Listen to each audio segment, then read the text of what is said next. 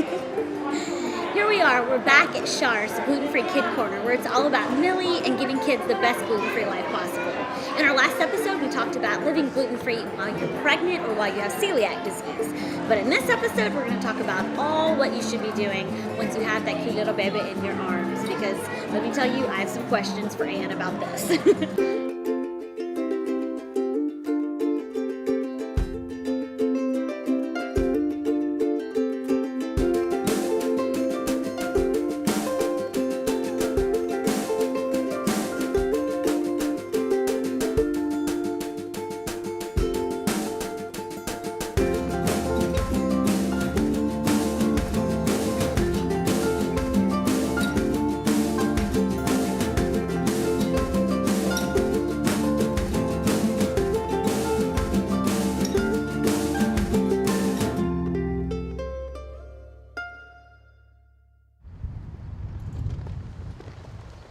Okay, Anne, my first question is, once I have my cute little angel, do I go ahead and do the genetic testing for celiac disease to see the risk factor or not?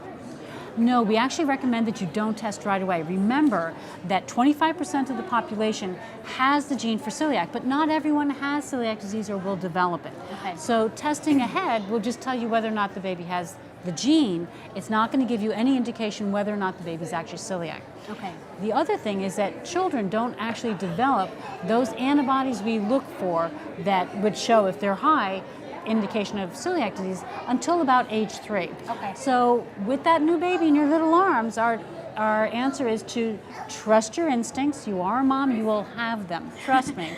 And to just feed that baby well and watch symptoms, watch how they grow and develop. Okay. And let that be your guide. Well, then here's the next question leading into that. How soon do I introduce gluten to my baby? Well, first, let's talk about what we're going to feed that baby right off the bat. Okay. The choice there is either formula or breast milk. Is one better than the other, whether you have celiac or whether you don't? Whether you have celiac disease or not, really the best choice is always breast milk first. Okay. There's something called the bifidus factor in breast milk, Okay. and that provides... It's a big word. It's a big word, but what it means is it provides all those friendly, healthy bacteria that actually helps the baby develop their gut and help them heal and avoid, colds, flus, whatever.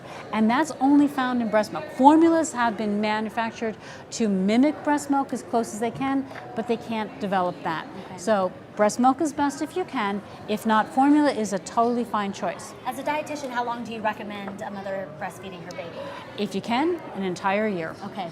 Now, we know that may not always be the case, so even if you can only breastfeed for a month or two, definitely do it because that's important. You asked about introducing the next food. I did. The next recommendation would be if you could breastfeed for just over 4 months, that would be best, because the feeling is that if there's celiac disease in the family, combining breast milk and the introduction of gluten around 4 months may give that child a protective factor. Okay. It's not going to change whether they develop celiac disease or not, but it may delay the development of celiac disease, or it may lessen the severity of the symptoms. So that combination of breastfeeding up to over 4 months, introduction of a gluten-containing cereal would be the best way to go. Okay. So if I'm breastfeeding, after 4 months, introduce a little bit of gluten. Correct. What about if I'm bottle feeding? Then you actually hold off and don't introduce those gluten-containing cereals till around 6 months. Till around 6 months. So now, should I wait and test my baby when they're 3 years old, or should I be doing periodic testing for celiac disease? Or should I wait till they have symptoms? What do I do? Watch the baby, follow your instincts. If there's no symptoms, there's really no reason to test. There are two schools of thought. Some people say test so that you know and you have an idea.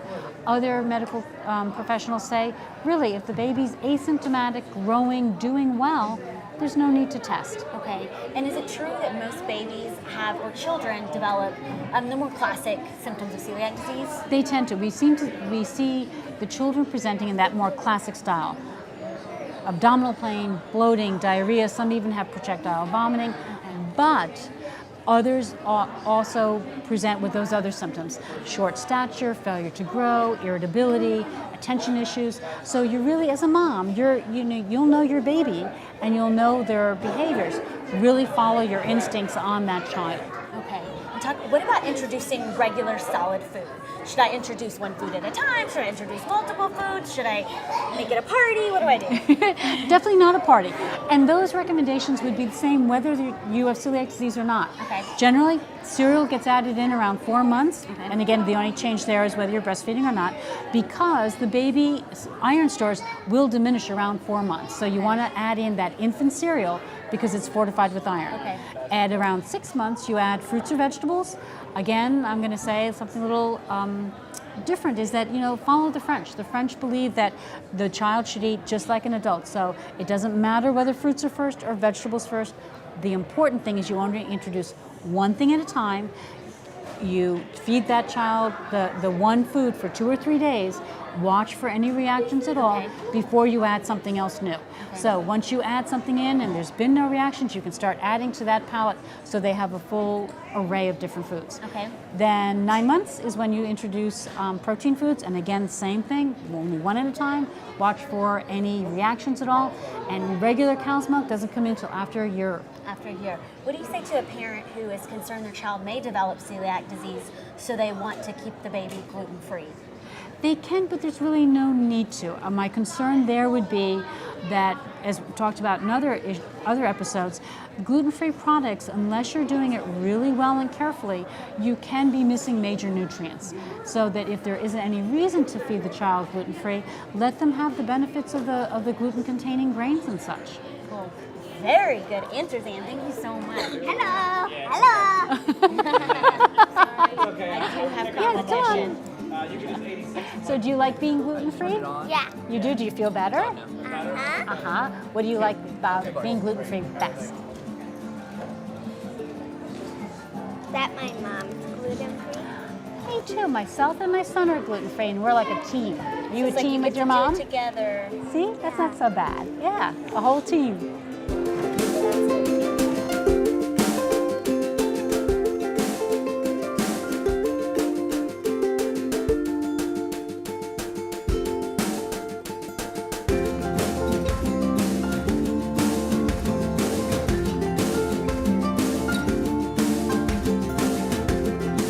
Did you go into the gluten-free expo today? Yeah. Did you try any of the food? Yeah. Thumbs up or thumbs down? All right. Sweet. Thanks for talking to me about gluten-free stuff. I think you're much better at coloring than I am.